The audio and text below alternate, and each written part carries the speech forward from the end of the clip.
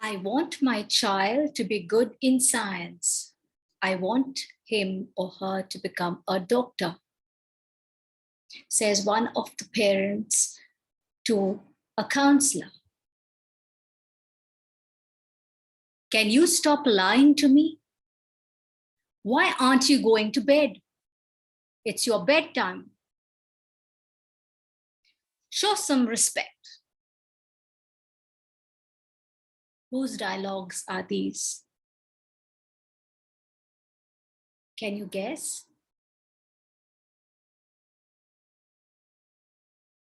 Why are you making so much of a noise? This is a classroom. Can you all keep quiet?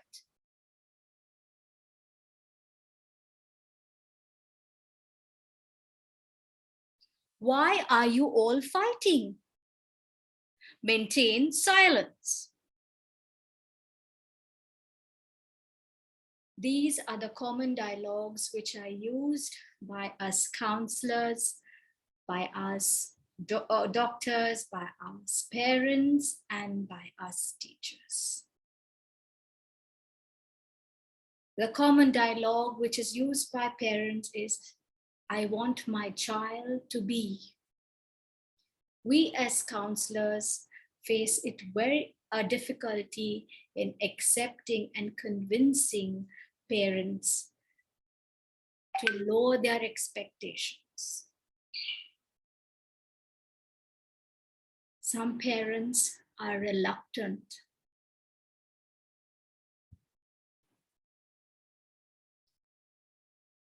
Some are judgmental.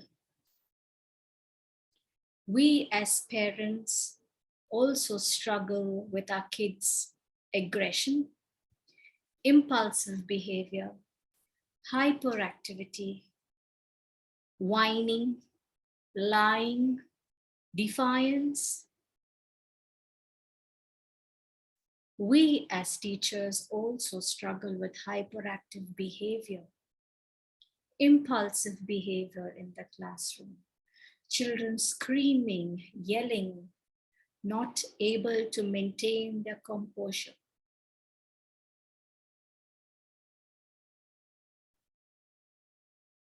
Why does this happen? And what can we do as parents, as teachers, and as counselors?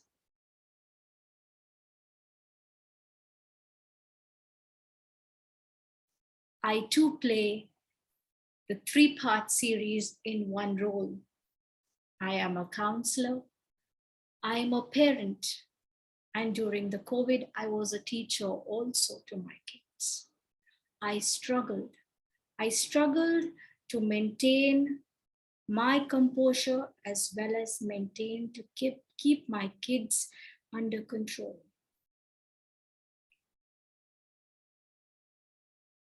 So what can we do? We need to understand behaviors in our children.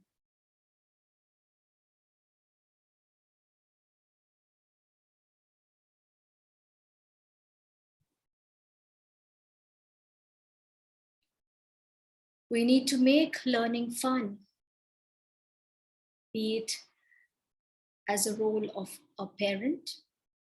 We need to encourage them. A role of a teacher, we need to teach them. A role of a counselor, to maintain the relationship between a parent and a counselor, a parent and a child and a counselor. A child will not come knocking at your door telling you, Doctor, I have a problem. It is always the parents who step into your clinic or your counseling room. We need to reach out to these young children and help them understand themselves, their thoughts, their feelings, their emotions, which are expressed in the form of behavior. And make life a little fun and laughter for them. not someone always hawking on them, telling them, you have to do this and you have to do that. I want you to become this and I want you to become that.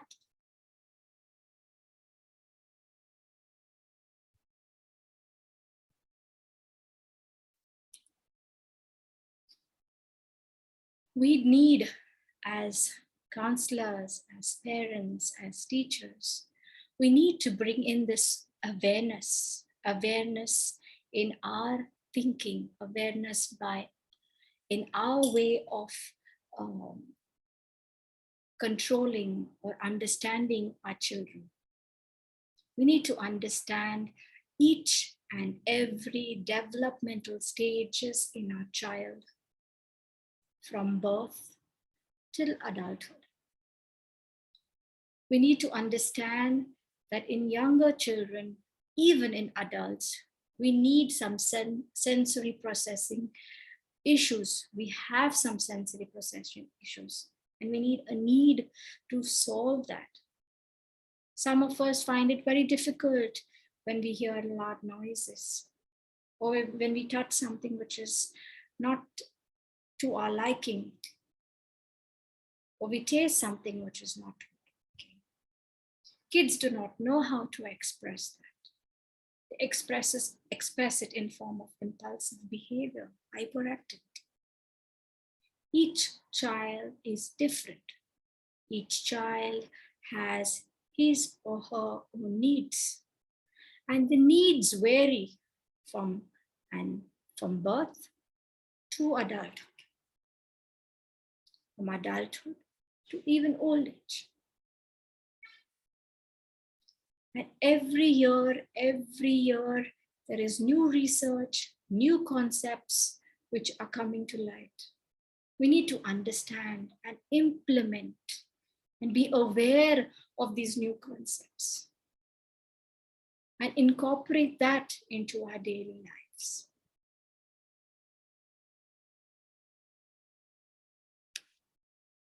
We need to understand behaviors. What is understand? U stands for unique. Each and every child is unique. Each and every child has his or her strengths and limitations, likes and dislikes, own set of hobbies, own set of interests. Even neurodiverse children. What is neurodiversity? It is clubbed with ADHD, ASD, Tourette syndrome,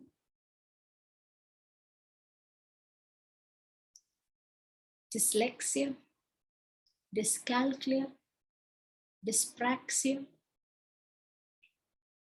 These children also exhibit behaviors, but a behavior of a different kind.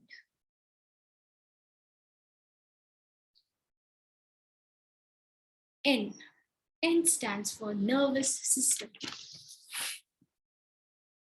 We all have our own nervous system. Our inner body and our outer world. Our inner world, which happens inside our body, and the outer world, which is our environment outside our body. And a relationship between both of them, the inner world as well as the outer world. This is governed by the environment the child is surrounded by the memories the child has created, the mindset the child is exposed to. The child will always move towards safety when there's a threat in the outer world. We as parents, teachers, counselors need to be their safety hub. We need to hold on to them when they are scared, when they are frightened. They do not know what to do. Children too are confused.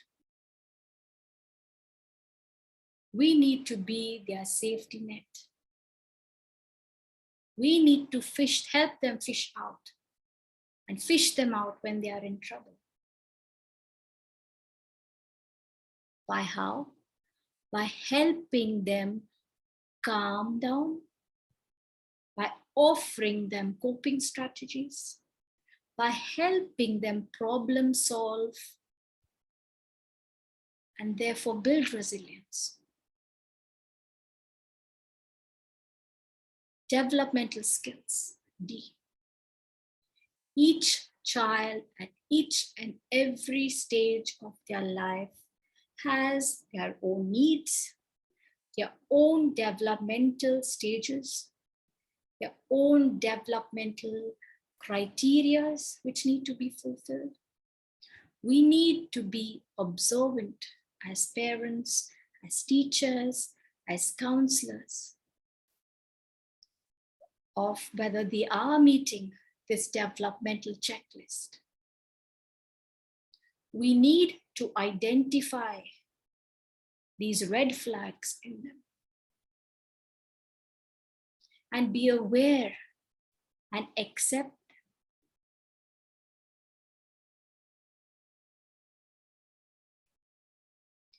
Children below 7 or 8 years will not be diagnosed with a medical condition, but they will be looked at that they are lacking some skills.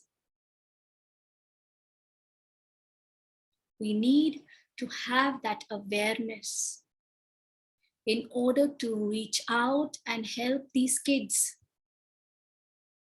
who look at us as their safety net. Emotions, E. A child, when he is born, he knows that the mother is smiling at him. The mother will try to reach out to the mother. But as they grow, we need to teach them what emotions are, at least the 6 basic emotions. And as they grow, depending on their age and stage, we need to increase that vocabulary so that they are aware of their emotions and their feelings.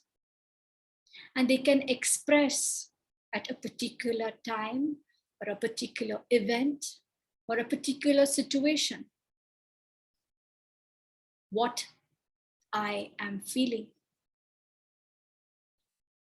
The R of understand is regulation. We as counselors, as teachers, as parents, need to reach out to these kids and help them to regulate them, their behaviors, their emotions. But at first, we need to regulate our emotions. We need to be calm. We need to connect to ourselves. Then we can co-regulate with them, reach out to them. And once they understand and learn the skills of regulation, they can self-regulate on their own. That time they will not need our help.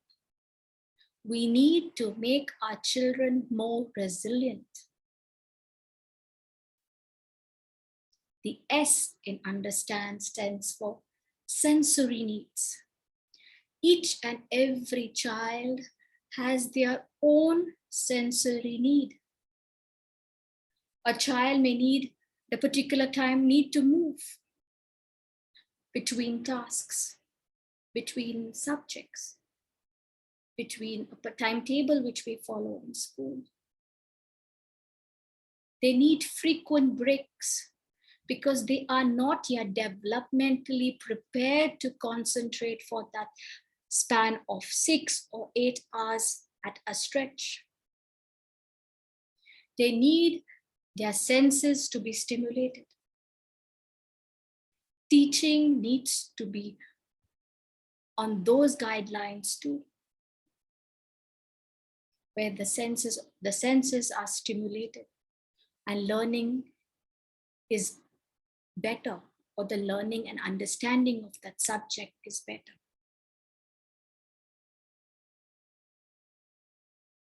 To my understanding, to your understanding, we understand that we all have 5 senses. But research states that we have 8 senses. And all these 8 senses need to be stimulated, need to be met during the day.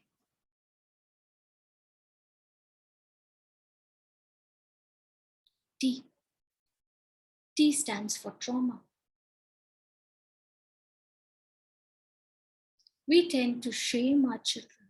We tend to point fingers at them. We tend to tell them, you are stupid. You do not understand anything.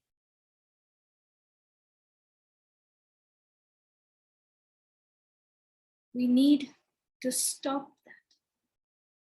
It was parented that way.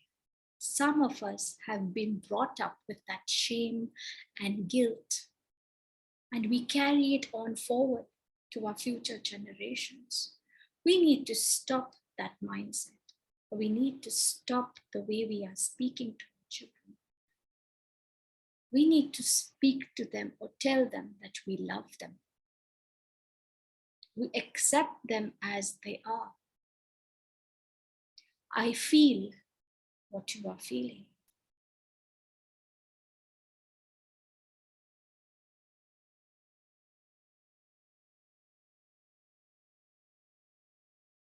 A stands for awareness, acceptance, and action. We need to plan. We need to, once we are aware of what is happening to our children, we need to accept them and plan ahead. N stands for needs. Each of us human beings have needs which need to be met in order for us to feel safe and secure. So how can this need be met? And what are the needs? We feel hungry. We feel thirsty. We need to sleep. We are tired. We are unhappy. We are sad. We are angry. And we are happy. We have our sensory needs. A child cannot express his needs or her needs. A toddler cannot express his or her needs. The child will behave in an inappropriate manner, either by crying, as infants do. Toddlers will throw a tantrum, a temper tantrum, or start yelling, screaming. The school-going age group may start crying, or they may have a meltdown. The older ones may show aggression. They may hit or bite other children.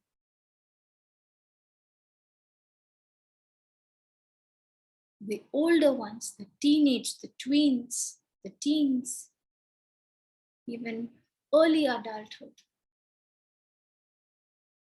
suicidal rates are high. Drug addiction is high. Why? Because their needs are not met. And D is dysregulation.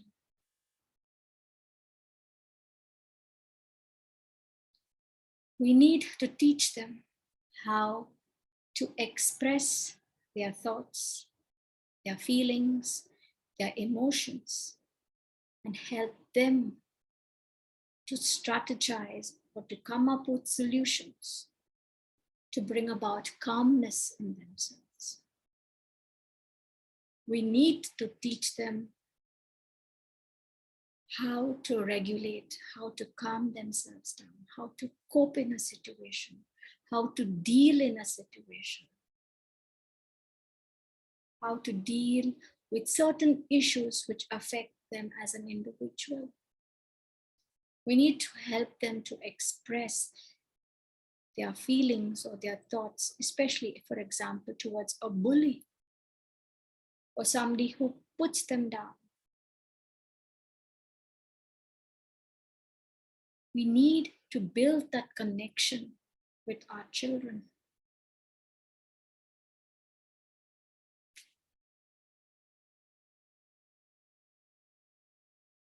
We need to accept each and every child. Each and every child has their own needs. Neurodiverse children have their own needs. We say behavior is a means of communication. Communicating, a child is trying to send you a message that something is wrong with me. Please help me out. And this behavior is the key to change those behaviors, those misbehaviors, those inappropriate behaviors. A thought to ponder. Children with underlying medical condition or suffering from some mental health disorders or diagnosed with some medical disorders.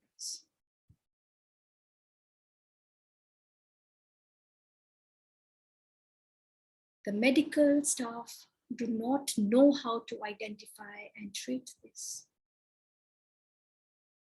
They are struggling. Sometimes a nonsense type of a behavior is exhibited by these individuals. But in reality, that is not what a person wants to do, or a child wants to do. So in that case, behavior may not be a means of communication. Why? Because their brains are not developed, or their brains are wired in a different manner.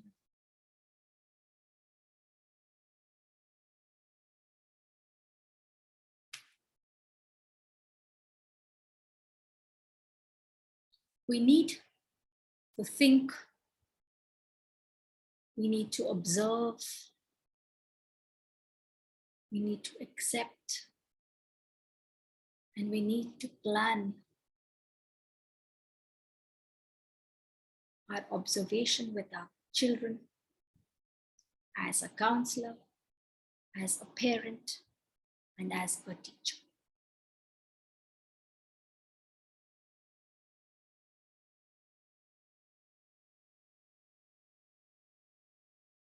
Action.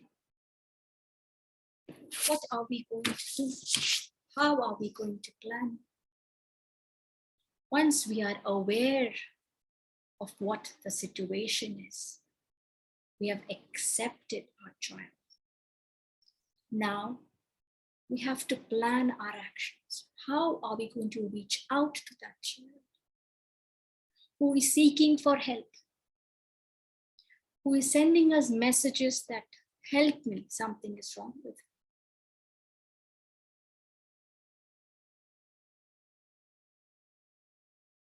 First and foremost, we need to teach them. We need to prepare them or help them to express their emotions. Increase their vocabulary as they grow.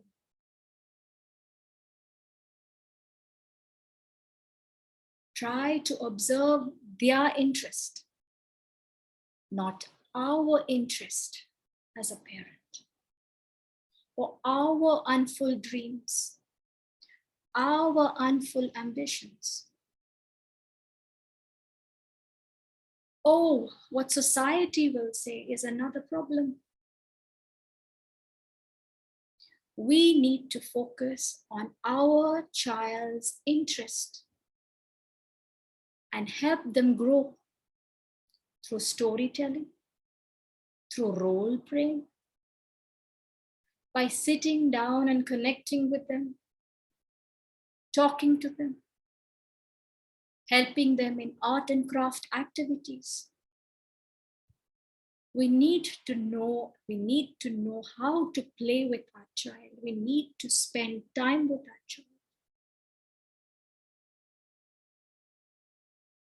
We need to be that voice for them, as well as they should be the voice telling you that something is wrong. So what do we have to do? We need to listen. Listen to that tiny voice. Observe that tiny voice. Open up all our 8 senses and reach out to that child. How? By validating that child. I understand you, my dear child. I am there for you. I'm here to help you. We need to observe what the child is telling us, their body behavior, what it is messaging us. We need to invite them. We need to help them problem solve. We need to connect with them. We need to coach them. See, we need to create a space of safety, of security. Only then the child will voice out what they are feeling, what are their opinions. Sit with them, plan with them, problem solve with them. Help them choose, offer them choices.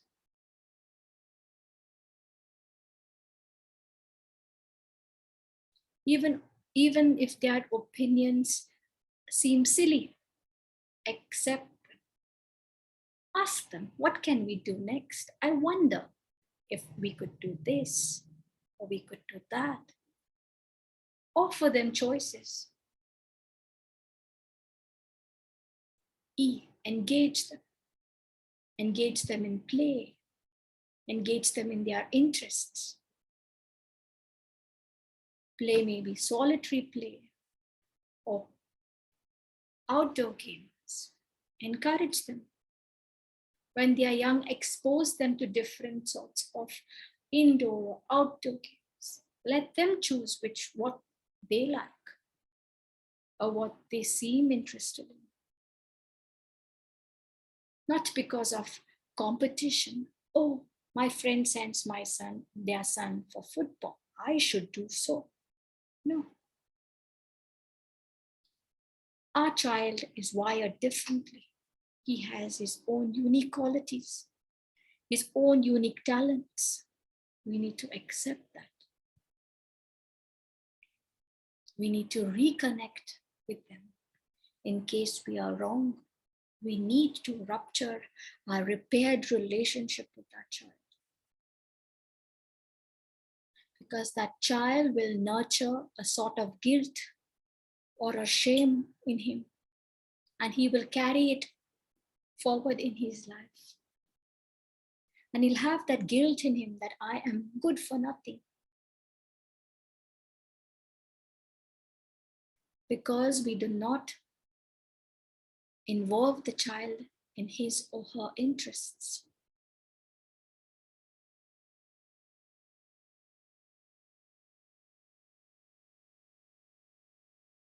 We as parents, as teachers, we have our own expectations of a child.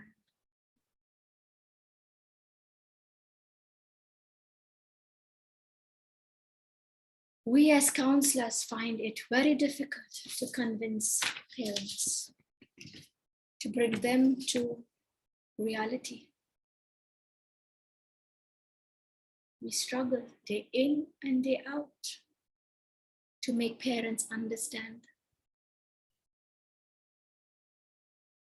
Please, parents, teachers,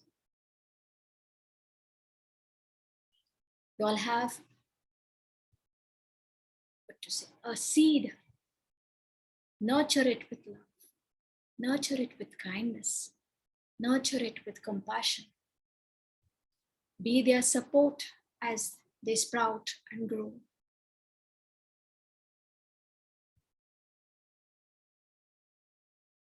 And you will reap their fruits. They will look back at you with respect, with kindness, with dignity.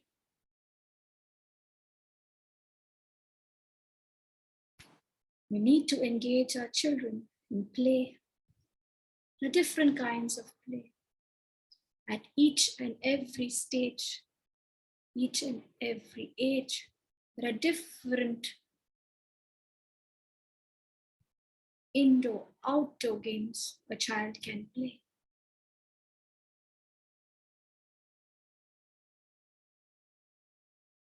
We need to engage them in role playing, teach them about their emotions, their feelings, their thoughts, help them achieve their dreams. Let them make fruitful memories of you, which will last a lifetime, and they will pass it on from one generation to another.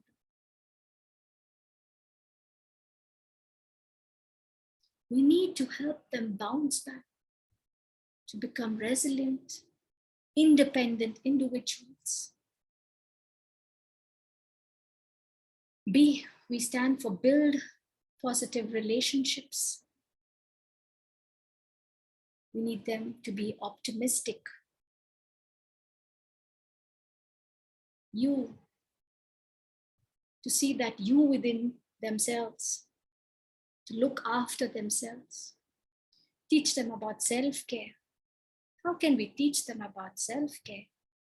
We need to be models of self-care first. We need to be models because our child looks up to us as a model.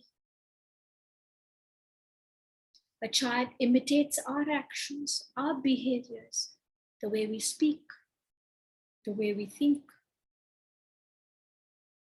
At times we need to zip our mouths because they repeat what we say like parrots.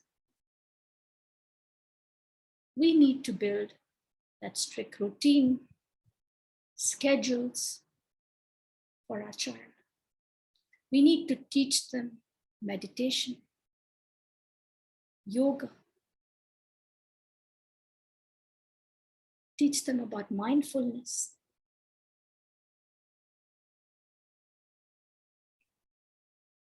We need them to build a strong relationship with society, with their friends, a strong network, which they can fall back on when they need something. They need to socialize. They need to build relationships. They need to build friendships. We need to be that guiding light for our kids. To teach them what is right and what is wrong.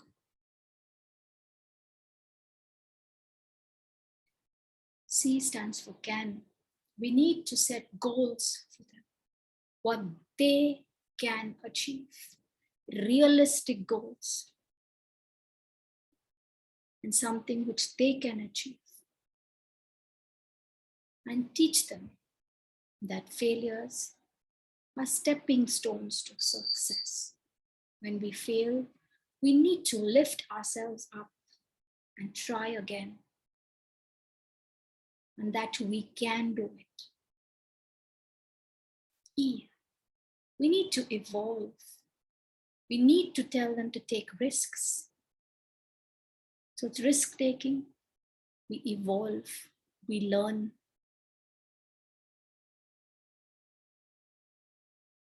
We need to teach them to come out of their shell, to come out and grow, to come out from their comfort zone.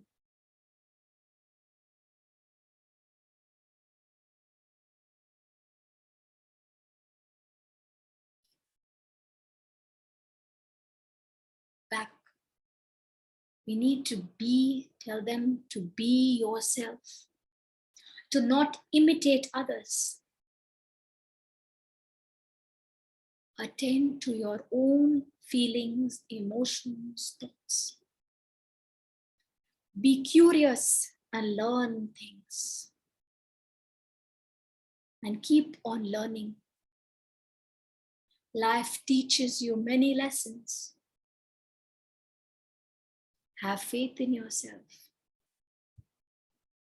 and grow by taking baby steps every day, one step at a time. And be kind to themselves.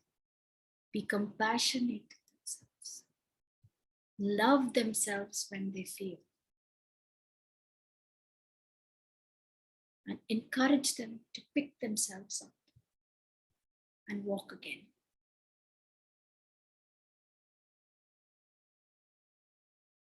We at I Exceed for Life conduct online workshops, especially for parents, teachers, counselors, doctors, to help them understand the actual expression of behaviors in children.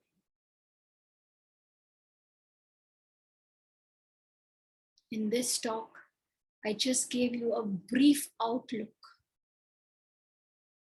on behaviors in children. In this online workshop, we go in depth in learning about behaviors in our children. I too learn from your experiences. You will learn from my experiences. We both will learn from the research which is happening in and around the world. We need to be aware of everything around us.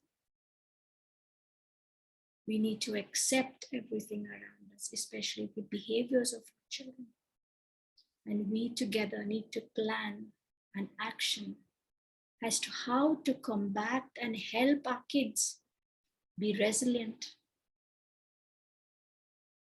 and understand themselves and the behaviors.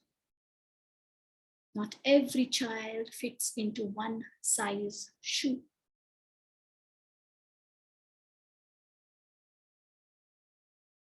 We need to change our outlook, our mindset. So hop on board.